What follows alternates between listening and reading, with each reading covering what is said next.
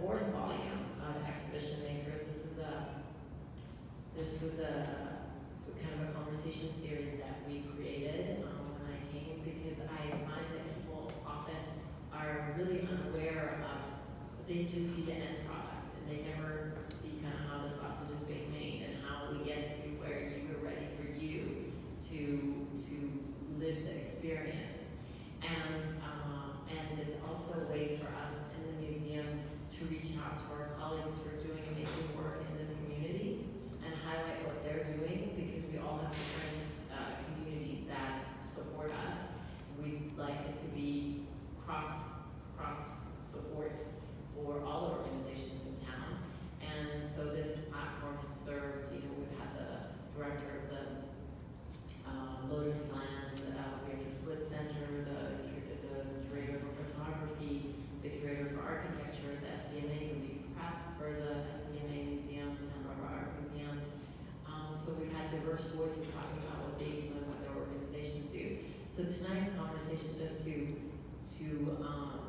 kind of create a base before I ask our panelists, to whom I'm very grateful for everyone accepting to participate, is in relationship to the exhibition Installed for Music. It is a really,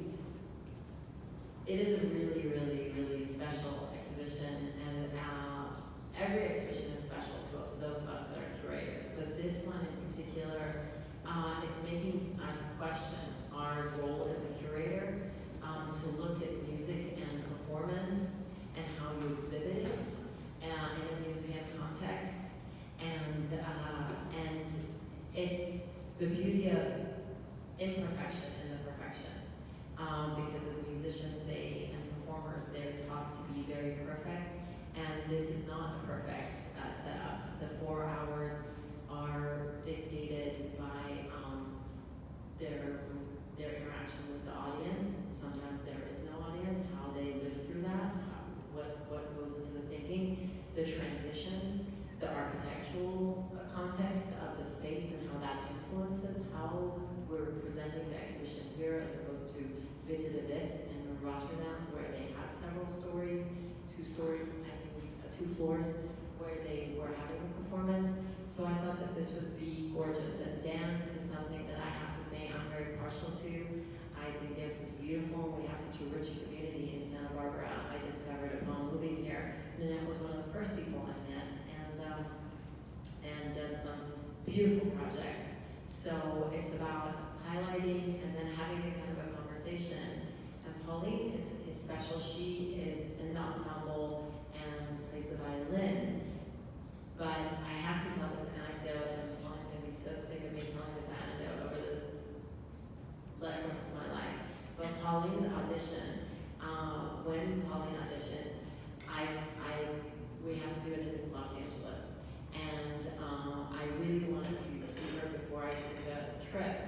So I literally took the Airbus to LAX, checked in, Pauline picked me up, and we drove to a parking lot a few minutes from the airport, and we kept searching for a space to do the audition, but it all had music in the background, and I couldn't hear her if there was music, because it was music, So we literally went to the parking structure, and in the stairway of the parking structure, she auditioned, and people were walking by and thought that maybe we were asking for money or something, but they weren't clear, and they started asking her to play songs for them, and I just watched her completely seamlessly handle the situation while she's playing the violin, talking to them, and I was like, are you kidding me? This person has to be in the ensemble. And then later on, I heard about some of these beautiful projects that she's been doing that I hope she shares with us tonight, that kind of, again, bridge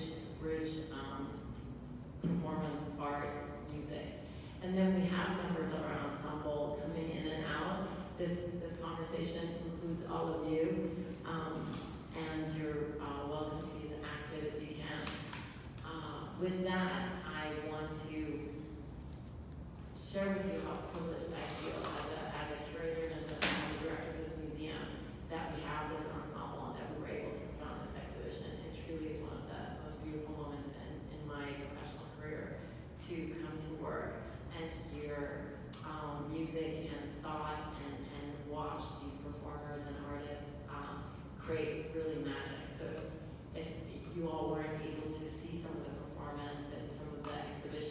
please come back. I have managed to get the entrance fee waived for this exhibition, and you can come back as many times, and I worked very hard to do that so that it would be open to the entire community. With that, I want to welcome you, thank you, and let's start with you, Nanette, and if each of you could give me a bit of a brief overview of what it is that you do, what is your passion, and share with us a little bit about how you entered in the field that you've entered, and why, if your educational background was one different than what you're working in or doing, how that brought you here, and why you thought this was interesting for us to talk about. So maybe let's give a little context, and we'll go to Nanette, Pauline, and then we'll finish with you. You guys have one microphone for you. Hello, everyone. Thank you for having me on the stage, the MCA. My name is Nanette Paloma. I am an arts writer for the Santa Barbara Independent, Santa Barbara Magazine, and Santa Barbara Dance Works. And for the past 20 years here in the city, I have been producing art and choreographing. In 2006, I founded a conservatory that went beyond contemporary dance. It used the realm of aerial dance to create another dimension, using flight as a metaphor for various collaborations, and this is our 13th season, and we do quite a bit of multidisciplinary work here and overseas, and with various visual artists and musicians, and it's been an incredible opportunity to both get to write about art and then physically just get your hands dirty in it, which is wonderful. How did I get started?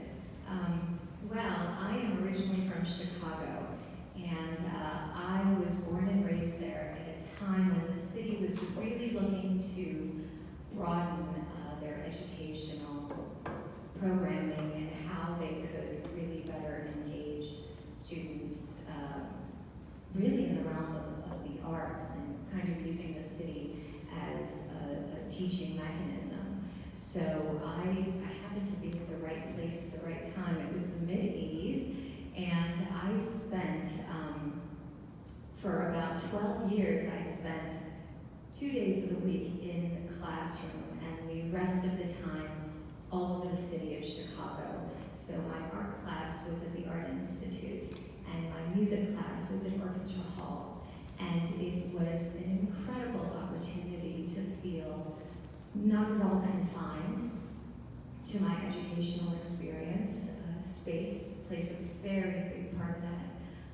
In an urban setting, everybody is clustered together. I lived in a large building with 80 other families, so space was a big deal. It was a huge commodity. So being able to move outside of the classroom and not just look at music, for example, as its own genre, but in the context of the architecture of Orchestra Hall on Michigan Avenue, really started to connect things for me. It made sense to connect the dots with space, art, sound, and I really think that it paved my entire career. I thought I was going to go into acting. I enrolled in theater school. I was at ISU, and my first year I was bored as rocks, just absolutely deflated by what I felt.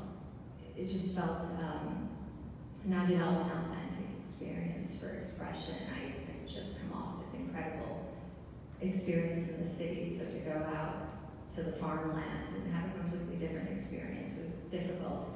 So on a whim, I walked into an open call audition for a university-sponsored circus, and it blew my mind.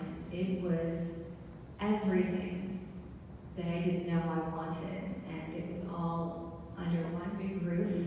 They were trapeze artists and jugglers and roller skaters, and it was a wild, wild experience. And they kept asking me back. I had just turned 18, and each week they would invite me back. And what I didn't know is I was being initiated into the very old world tradition of circus and how they have to invite you. So after about 10 auditions, they just said, pick a discipline and get on it and see what happens. And I jumped on the tight wire, I grabbed an umbrella, I asked my friend if he could just lay on the tight wire, and I would just kind of jump on and around him and do a little twirl, and they were like, okay, I think we'd like you to tour with us for the rest of the year. So that shifted things for me. I moved back to the city at the end of that experience and simultaneously enrolled in theater school at Columbia in Chicago, and then in an old world circus school in the city. And so I was doing that back to back, and again, it was that sense of really feeling that the multidisciplinary aspect of art, it was really ingrained, and everything felt connected. And I was in Europe for a while, and I worked on the minimalist aspect of the circus arts, distilling it down to the flight aspect of aerial dance. And when I moved here in 1998, I brought all of that with me. And here I am. And that's how aerial dance was created? Aerial dance, that genre, the actual contemporary dance genre, not to be confused with the circus arts, is from the mid-70s. It was actually born in Oakland by an incredible contemporary dancer who created a movement called motivity with a low-flying trapeze. And she had disciples. She had about 12 students. They worked with her for a few years, and then they literally went all over the world. Some went to France, some went to New York. And I learned from one of her disciples, and then I went to France and worked with another one. And I just happened to be there just at the time that this was getting big, and it was moving along, and then I brought it right here to this little city. Thank you. It's on. The green. Hi, my name is Pauline Larnay, and I play the violin, and mostly right now what I do in my practice is ambient violin with electronics, very experimental, a form that's personal to me, that I follow, that's different every time I perform. I also collaborate with lots of different groups in LA, duos, trios, bands. What did you say? What did I say? Study. I studied physics. I actually started at UCLA as a composition major, double with physics. Those two fields require a lot from one person, and so my mom convinced me that science was a little bit more practical, and I also knew in my heart that I would always go back to music, and I can always keep up with music. It's a little bit harder to figure out physics on your own. And after college, I joined a band, and that was it. I was back in. And I was really terrified of being in a band because all of my training up until that moment was very classical. I was told to read music and play it, but I was never told I could do whatever I wanted. And just throughout the years, I was playing with bands, and then eventually I discovered experimental music, and that was also it. That was great to me, like this freedom to just explore your instrument however you wanted, to make a sound that was unique to you, and other people were interested in that, just like the very unique part of music. Colin, you might help. Do you want me closer? No, I can hear, can everyone hear? Hear my phone. I think it would be interesting if you shared with us kind of the 2-week journey to the beginning on Network to just so for those who have not been able to see the exhibition, they know the 2-week rehearsal whirling journey that got you guys to the opening day, and what your routine is, like what you as the Well, our very first day, we had to be here by 10:30 in the morning. All of us are from Los Angeles, so we all had to leave by 8:30. That day, I think one person left very early and got here at 8:30, maybe 9. Because, traffic is hard. And then from then on, it was just straight through. We had this song book full of pieces compiled by Ari, the artist, and we spent 8 hours a day just going through the book and figuring out 2 weeks, 6 days. 13 days. Yeah. We had 2 weeks, 1 day off in the middle of that. Some of us went home to play a show. All of us went home to play a show, I think. I don't know. Maybe one person stayed. And half-hour break for lunch. But I mean more the preparation for Preparation? being in an exhibition as an Correct. artist, being a musician, and now being an artist in an exhibition. You are the exhibition. So The transition was strange to me because I know how to perform when I'm performing music, but we had to learn how to perform in between the music, which is very important for this piece, because since you are the art, you have to continuously be the art, and that actually requires us to kind of focus because I've been trained, and my experience has been when you're playing music, that's when you're performing, and just to have that constant focus, like you get little breaks between songs, you can be yourself when you're not playing your instrument, but in this piece, for 4 straight hours, you need to be on, and you need to be aware, constantly aware of everyone, not just the sound, you have to be aware of the space and movement, and a lot of us aren't singers, so that's very tough too, but also actually very enriching. I love singing. I wish I could be better, and maybe I will be at the end. No more questions? no, that's great. This is a good beginning. But yeah. So Robin, if you know.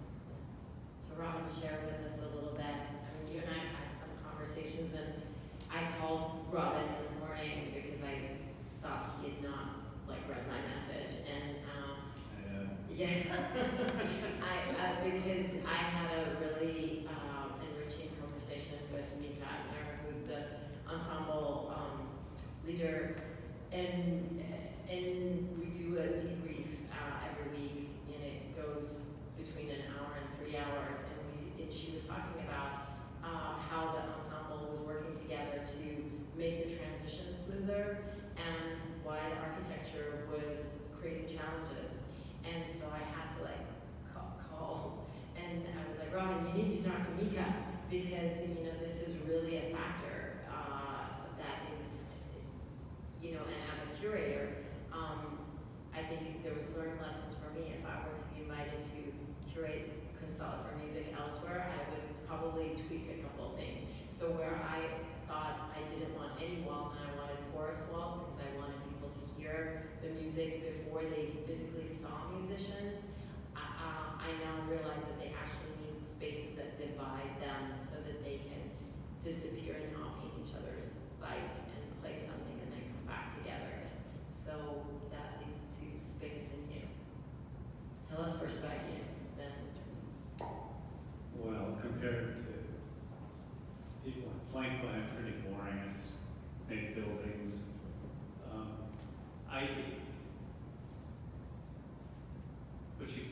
What you brought up was interesting to me because it's around programming and form and function, how it works. And in some way, as an architect, you called me and I'm thinking, man, another client with a problem. It's like that's what, as an architect, we're dealing with constant problems. I make a joke all day long. Okay, I'm going to the next patient.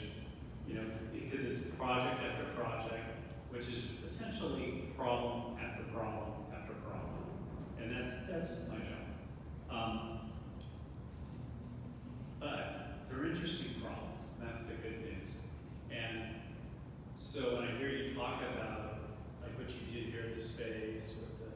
separations, and then how the ensemble is reacting to the space.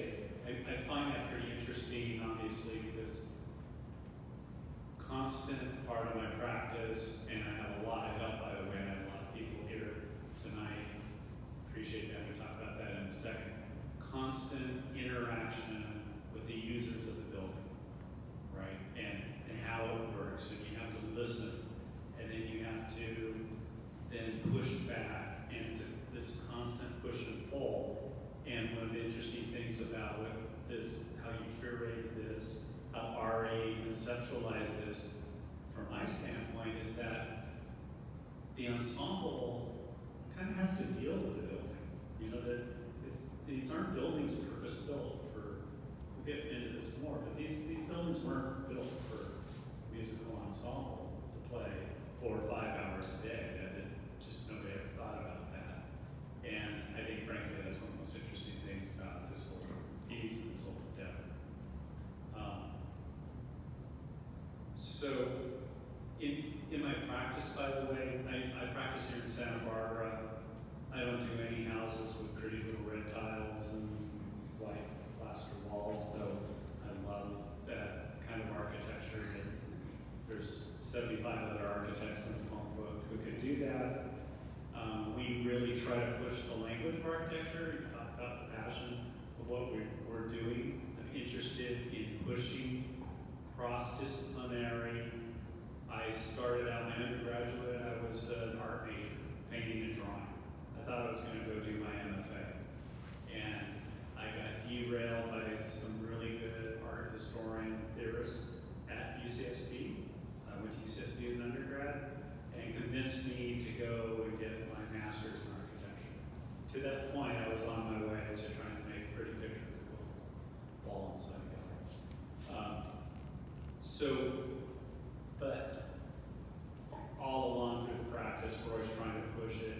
I've got some people here tonight. Miles is here from my office. Thanks for coming. Mike Nesbitt, Nicholas, kind of the nucleus. Where's Lonnie's? There's but kind of the nucleus of a group that really push and understand that architecture is a language. It's a language to be pushed and evolved and to move forward. So that's where I really come from in terms of architecture. And obviously working with people who need to solve the issues that we do. So That's a good beginning. Okay. So all 4 of us relate to space as a means for creating, producing, and presenting our work. Although very different, curator, dancer, performer, architect, musician, artist. We're diverse, but are we conceptually related? Absolutely. Any artist has to have a real grounding sense of the space that they are surrounded by and the bones of it, and then what you want to do ultimately with that canvas. When we work in a theater, it's very easy to start with a clean slate. We have everything we need at our disposal. Wonderful rigging, a terrific tech crew. It makes our jobs easier. We have our vision, and then this incredible theater just opens it up for us. When we do site-specific work, it becomes something completely different. We start by looking up at the ceiling and taking a look at that. I find myself, every time I walk into a new space, I always look up, and that's where I start. me too. Yeah, absolutely. And even when we walked into that space and it was dark and the musicians were really playing in this real dim sense of really wanting you to connect low. But the first thing I did is I looked up at that sloping ceiling, and then how it brought us, the audience, down slowly into that cavernous little space where the musicians were playing in. To me, that is exactly what our relationship with art is, with that space. Robin, what do you think? Are we related? Are we Oh. conceptually related?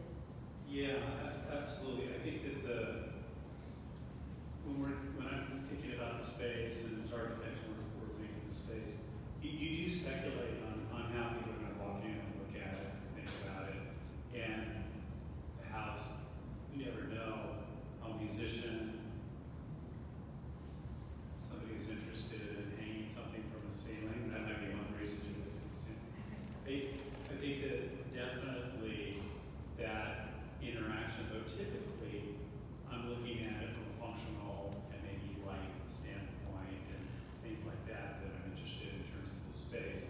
But,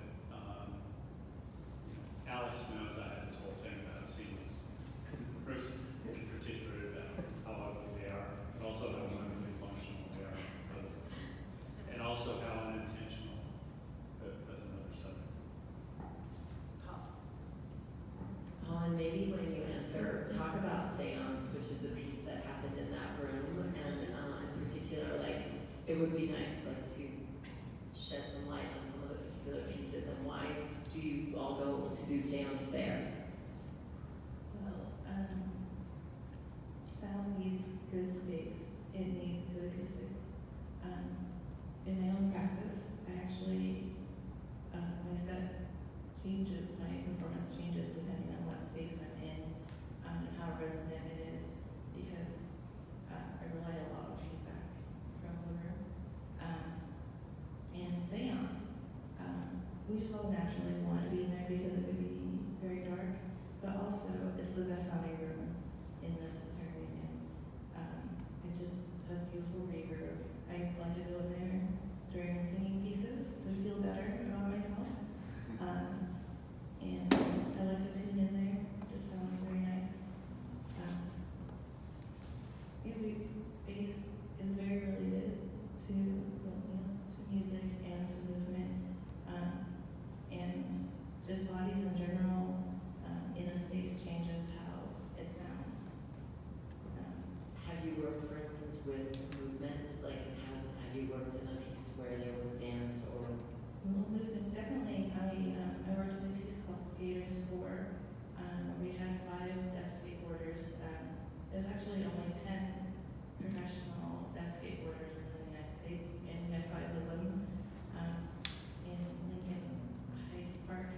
And so they were deaf, and they just did their skateboarding in this skate park in a bowl, and we had to respond. We had a quartet responding to their movement, and we actually followed them on foot and played after them. It was violin, upright bass, accordion, and saxophone. And they could hear, they could feel our vibrations. And there was a part where they would like jump on this rail and it would create this like beautiful dinging sound, and they could feel it, but we could hear it, we could respond to it. And that was definitely a very nice piece of space. And movement, lots of movement. What is the first thing you notice when you go into a space? How it sounds. Or just, if there are people in there and they're talking, I definitely hear the sound, how voices echo. If no one's in there, I notice the floor, because the floor is very important for acoustics. Also the ceiling, but mostly the floor for some reason. I don't know. That's interesting. Yeah. And you both said that you look up at the ceiling, so that's the first thing you do when you go into a space is look up at the ceiling? Can I add to that? Yeah, sure. Just one thought about, as an architect in working on space, the further I've got in my career, the less I've been concerned about what people think about the space.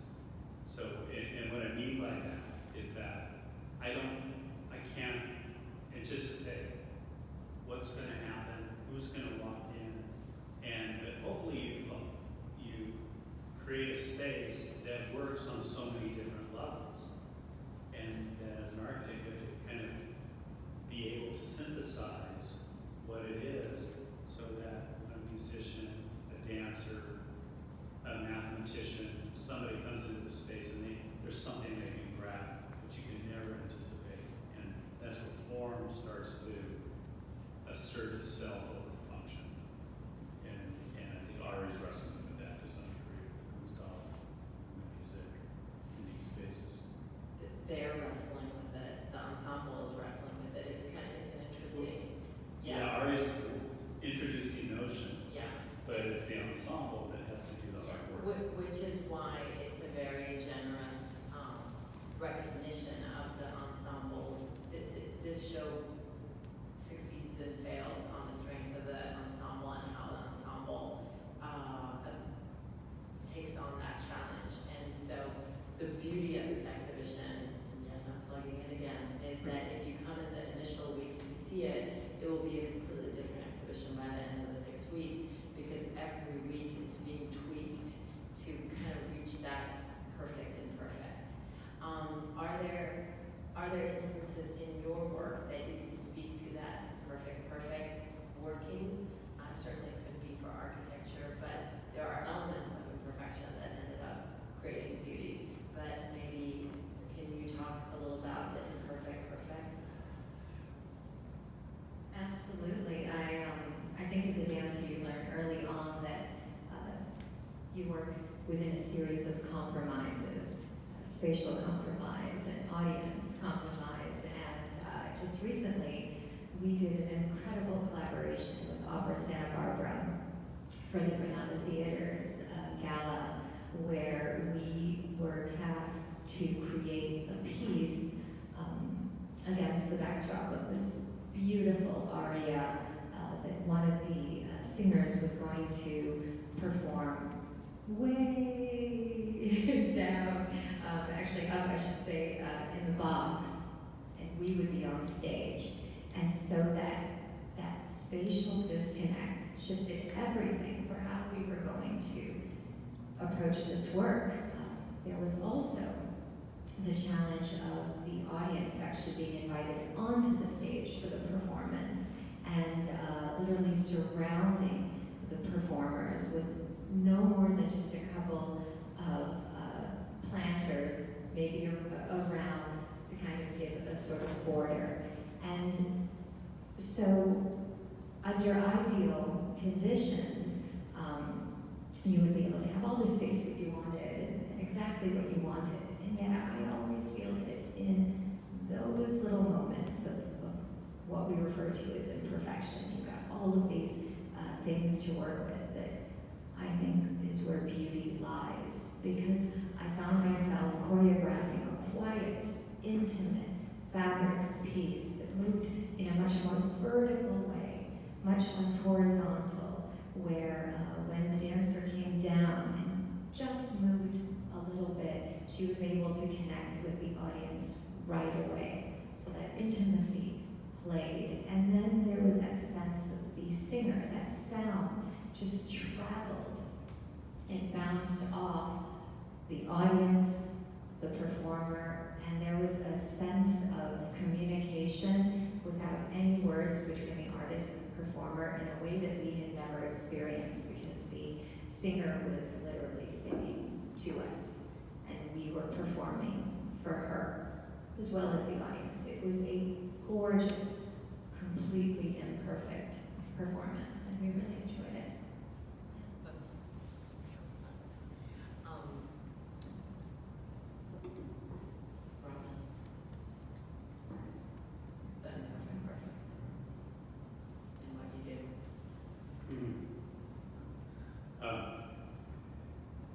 You wake up every morning thinking a building has to be perfect. And of course, it's a long day of compromises, dealing with imperfections. Yet, there are moments where things happen, I call them happy accidents, where something works out that you didn't expect. But imperfection, I think, actually is what, especially in architecture, it's for me, it's about the hand, about the sense of making, and that's where you can get some degree of soul, so to speak, to the building. Feel people who made it, and I think those are the most interesting buildings ultimately. And that involves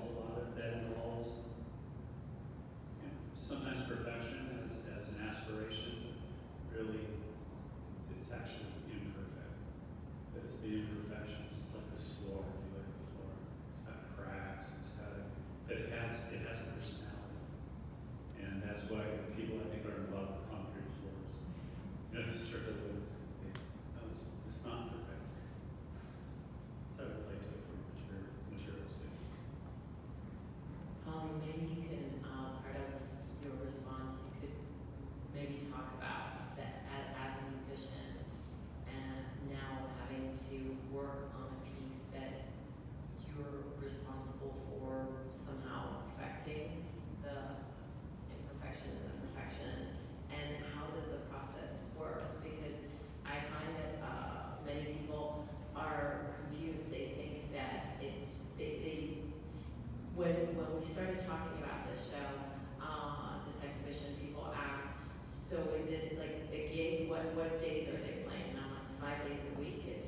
show, it's the exhibition, it's 5 days, 4 hours of music and performance and movement.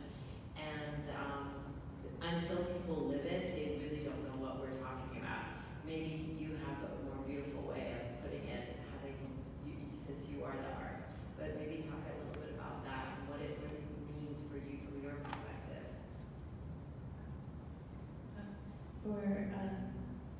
I think when relating to imperfection and perfection in music and art, if you have something that's too perfect, too beautiful, it's boring because we're humans and we're not perfect. And how is it relatable if something is so on a pedestal and beautiful and unreachable? I personally, if I go see music or see art, I look for imperfection, for that little bit of humanity as a performer, from the performer, because that's what makes it interesting to me. Like just like a little bit of crack in their voice, or just like a slip of their finger, or just like a little personality. That's like. How are you all dealing with the humanity of it? Because I mean, it's interesting because, you know, this exhibition for me is because of me. You should know as curators, this is the only time we get to be selfish, is that we do projects that somehow answer to something in here. And for me, it was this, I think dance, I probably am partial. Dance to me is just, I think it's like, I don't know, chocolate on top of chocolate on top of chocolate. But, you know, it's just, I know. And music was something that I was very intimidated by because I was meant to learn to play piano. Everybody in my family knew, and it was kind of a part of being an educated person was you should play an instrument. And then there was a revolution, and that education went out the door. And so I suddenly was surrounded by people who knew Mahler and Beethoven and could distinguish things, and I didn't. And I felt so conscious and intimidated by this fact. And I didn't want to go to concerts with people. I would just go alone or by myself, just so that I could train my ear to listen. But through contemporary art, I found a kind way of getting back. And actually, it's, as a curator, it's this exhibition and doing projects like this has been, I truly wake up happy every day, despite how tired I am. I wake up happy because it's really something that I never expected. And I've had the same feeling in another exhibition, which was purely dance.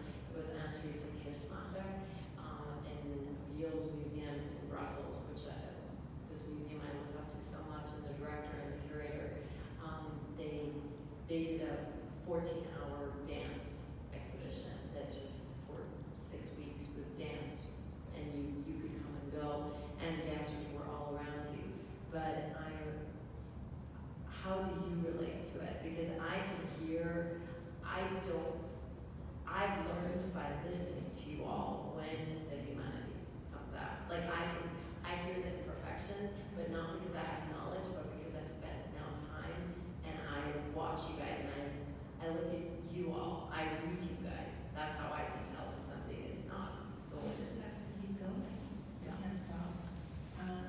And I think the interesting part of this performance every day is that every moment is very different. And we can try to recreate it, but we can't recreate every single moment exactly. And that's what makes it interesting for me, is when it's different, and it's slightly different every day. Yeah, or like if something's out of place, or someone's a little sick or tired, we all kind of just try to make up for that. So that we try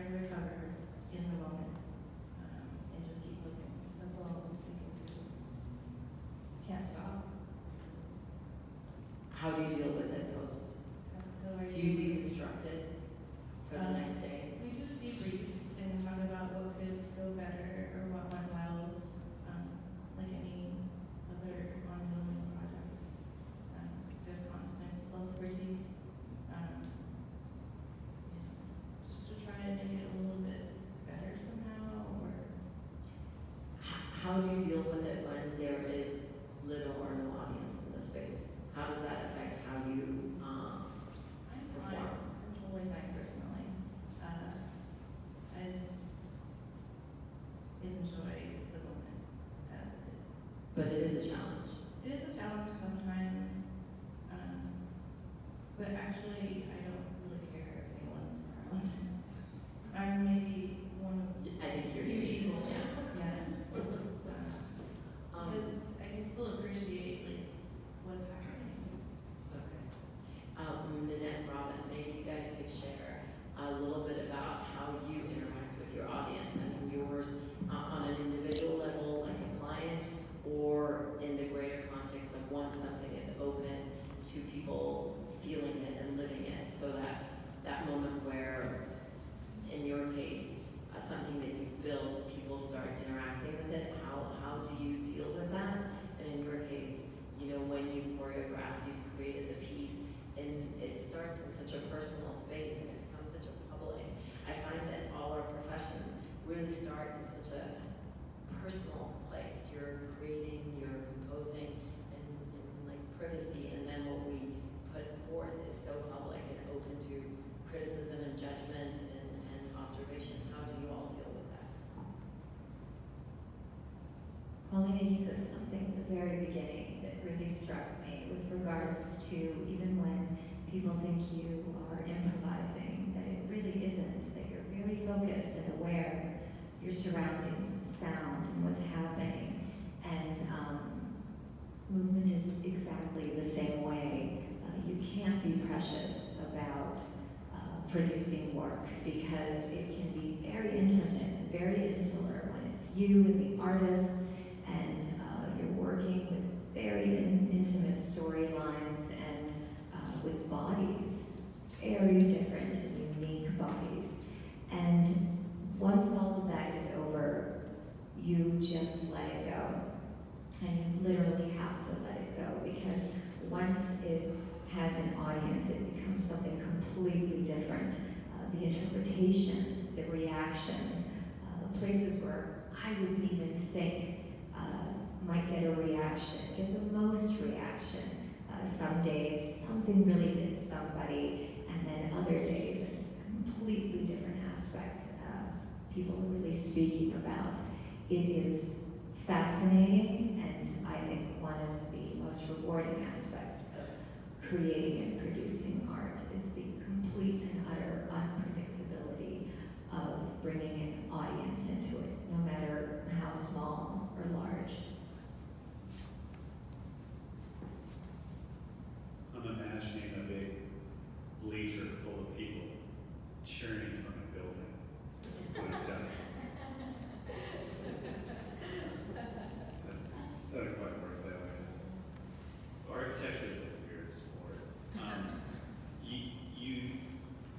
You get feedback on so many different little levels. Obviously, client, you get feedback which can be positive and negative. You hear from colleagues. You might get AIA awards. You might lecture and show buildings and people clap and enjoy it. Things like that. And then that's one of the ways you, quote, have an audience. But the real audience, obviously, is after you've left the scene and people are using the building and driving by it and commenting on it or walking through it. And I may never hear any of those reactions outside of maybe an occasional comment or an article I see or something. Sometimes I'll see my buildings in movies. I've been in a movie. Wait, that's fun. That's, you know, like things like that where it actually has like a little audience for advertisements, stuff like that on TV, which is fun. But otherwise, it's not, if you're not in architecture to get that kind of feedback that I think like a musician in a performance has that relationship with an audience typically in a traditional format. And so we're operating in kind of different from you, but there is an audience. Can I say something about that? I actually, I was was interviewing Jacqueline, your board president here at the MCA, for an upcoming piece, and she has this incredible art collection, over 200 pieces in her home, everything from sculpture to photography. She likes the imperfect. She wants the things that really charge you up when you wake up in the morning.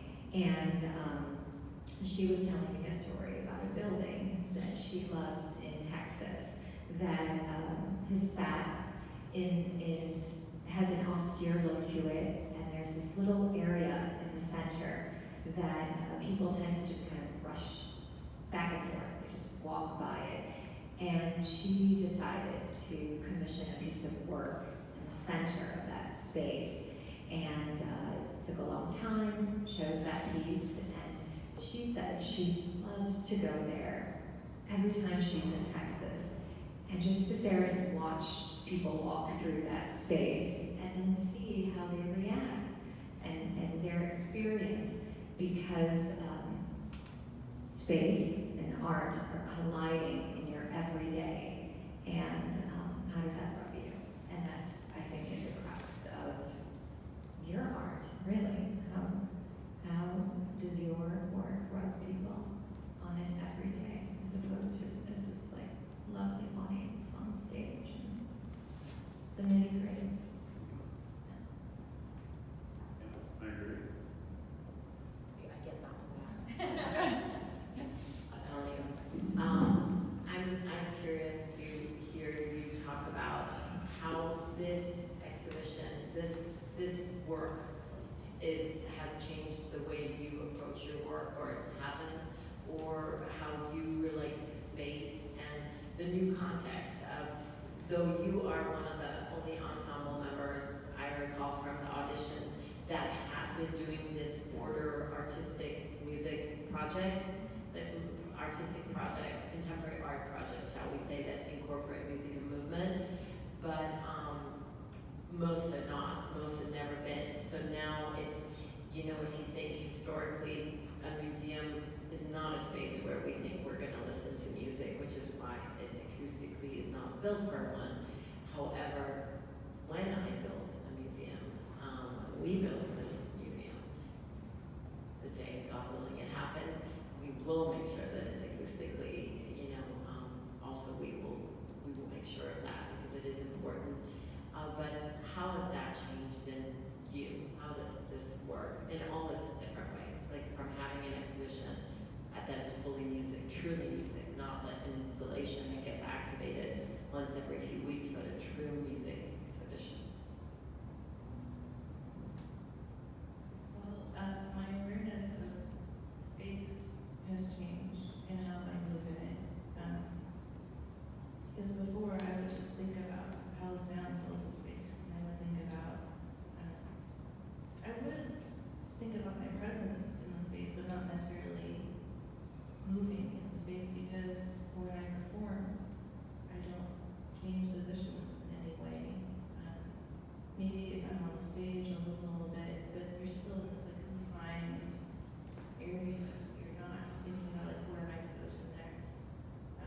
How am I going to fill my physical body? Like how am I going to move my physical body in the space and fill it up that way? Like the energy of my body. It's always been how will my sound fill the space? And I guess in that way that's affected me. I've been in pieces before, but it's always been sound-based. I've played in an elevator. We do that here in this piece also. And what else I've played outside on like a catwalk in a museum.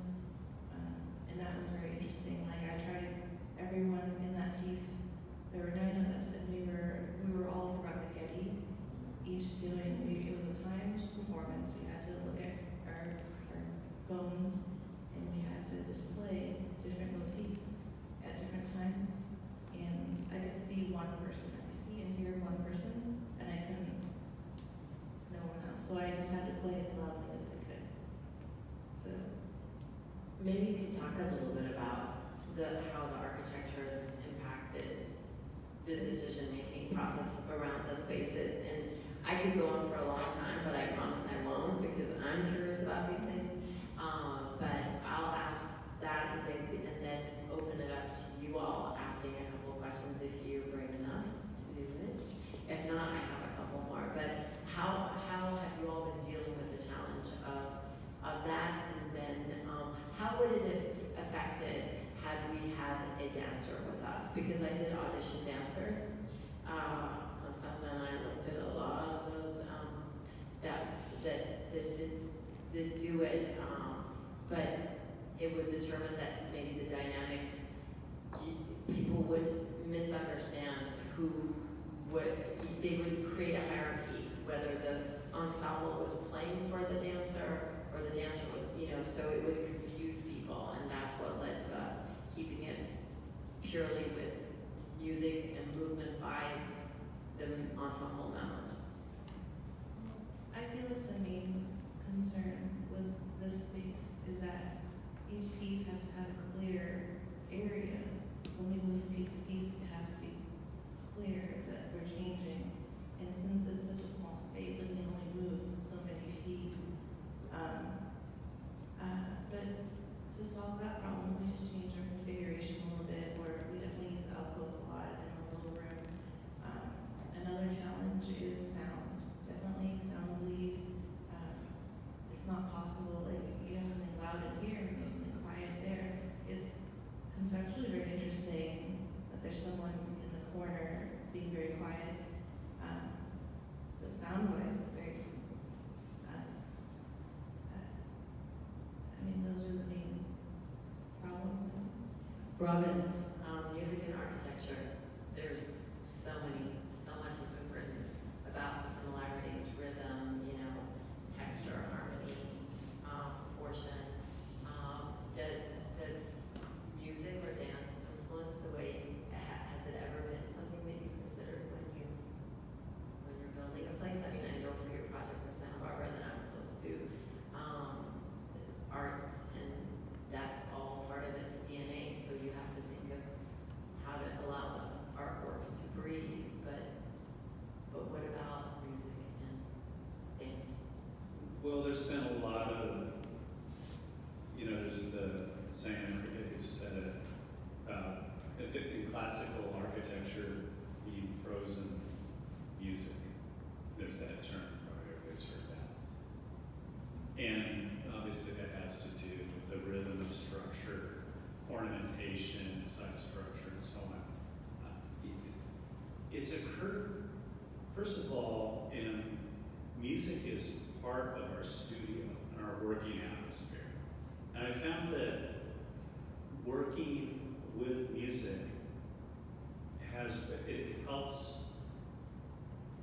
I think it actually makes a difference as I'm working and drawing or thinking about structure. I've found